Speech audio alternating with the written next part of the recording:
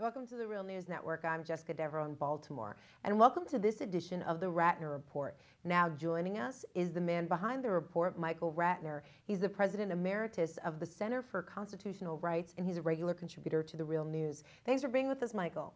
So, Michael, what are you working on this week? Well, this week was an important week in terms of NSA, FBI spying.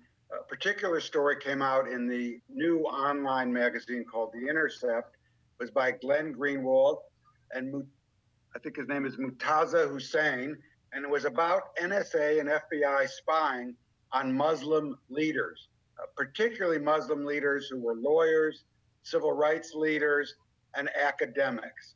And he focused on the spying. It was really email spying, as far as we know, all of their emails for certain periods, of these 5 really important Muslim American leaders, all U.S. citizens, as I said, lawyers, academics, and civil rights activists. None of them were accused of a crime. None of them were even under suspicion of a crime.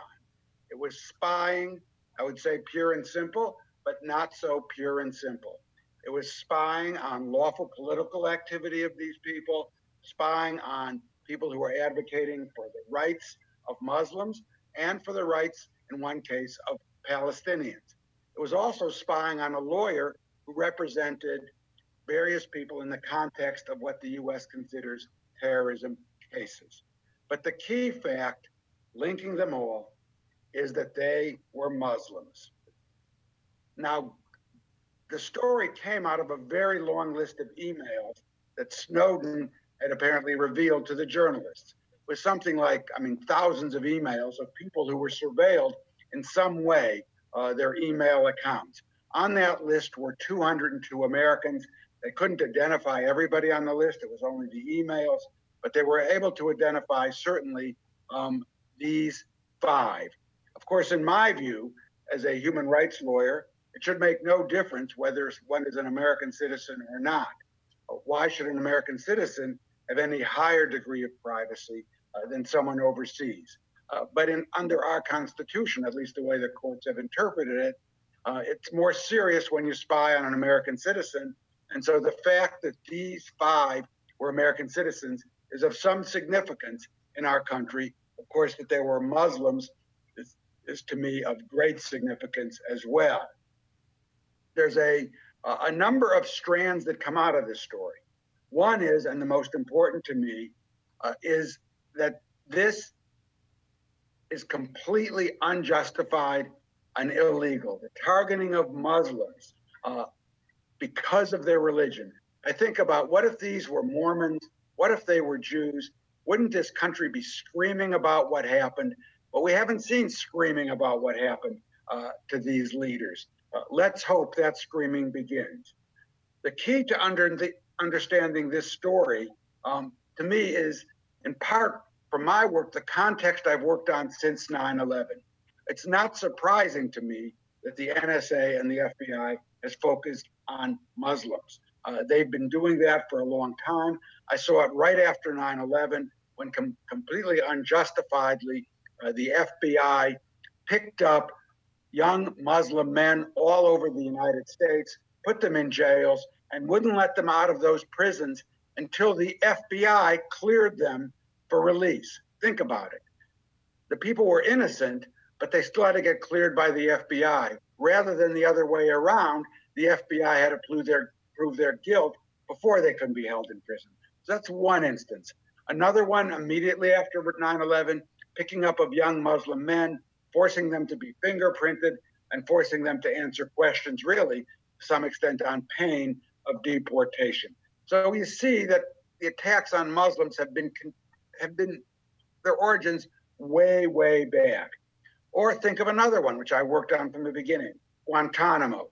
Do any of our viewers imagine that there would have been a Guantanamo set up for Mormons or for Christians, other Christians, or for Jewish people? Not imaginable. Do we imagine that place would be open if it contained another ethnicity or another religion other than Muslims? Or think about here in New York.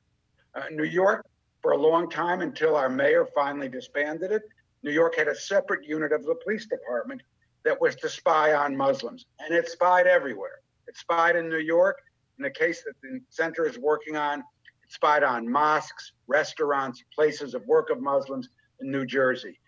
We've tried to stop it. We've brought lawsuits against it. So far, we haven't won. Hopefully, we will. De Blasio did disband that unit finally, but we believe that spying on Muslims is still going on. Think about this. New York City Police Department produced a film for training called The Third Jihad, basically just complete smearing of Muslims, including a picture of the White House with a Muslim flag on top of it.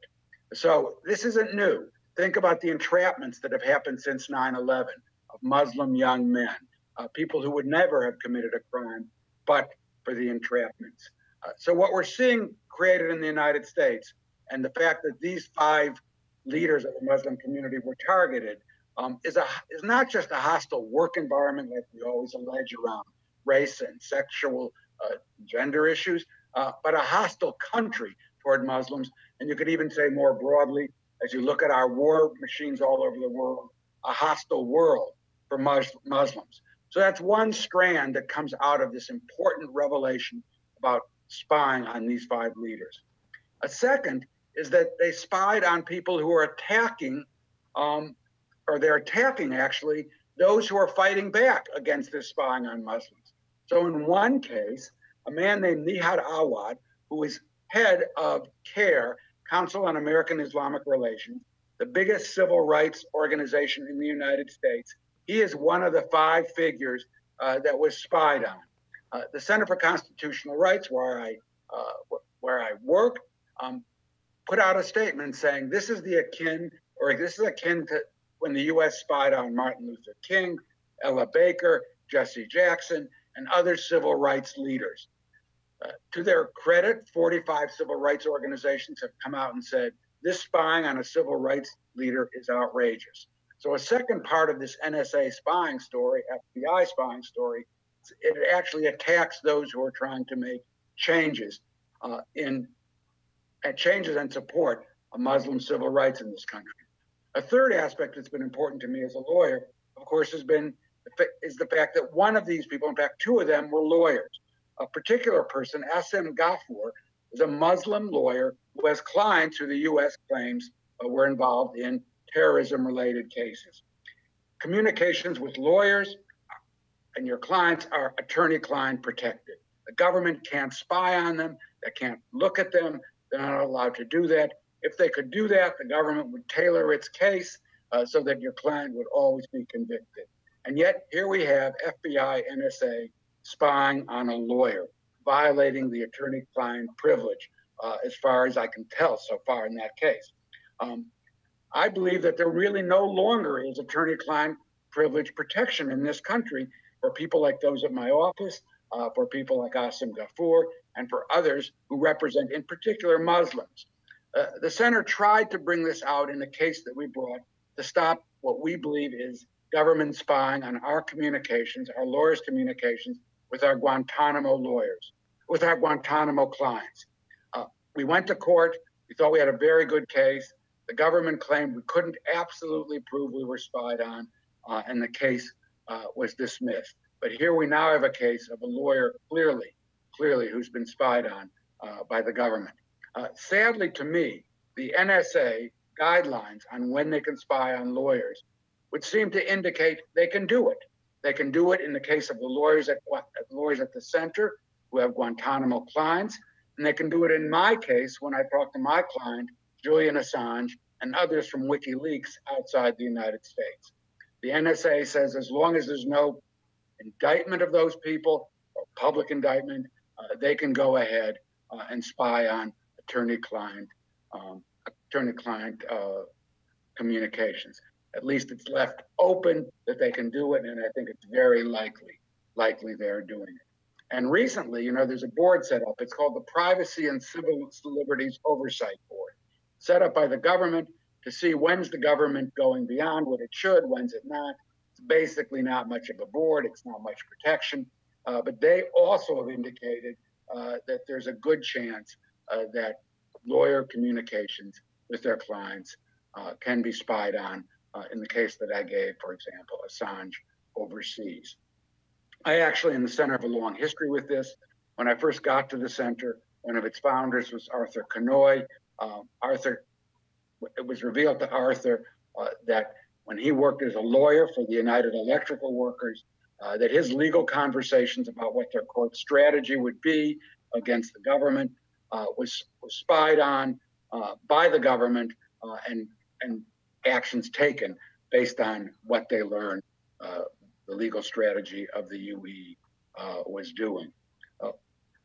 Shockingly, and really shockingly to me, as we conclude my take on this story, is there hasn't been more of an outcry about the fact that these 5 Muslim leaders, and many others perhaps, have been spied on by the NSA and the FBI. And you know, what I'm worried about is in a few years, we'll hear mea culpas like we did about the spying on King and others.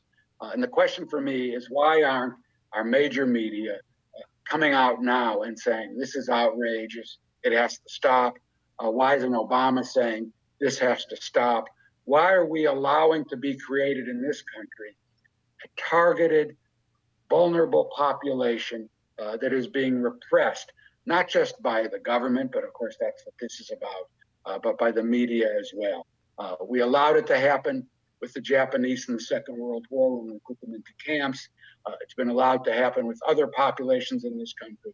It's time to say we're not going to let it happen to Muslims any longer. All right, Michael Ratner, thank you for that report. Thank you for having me on The Real News. And thank you for joining us on The Real News Network.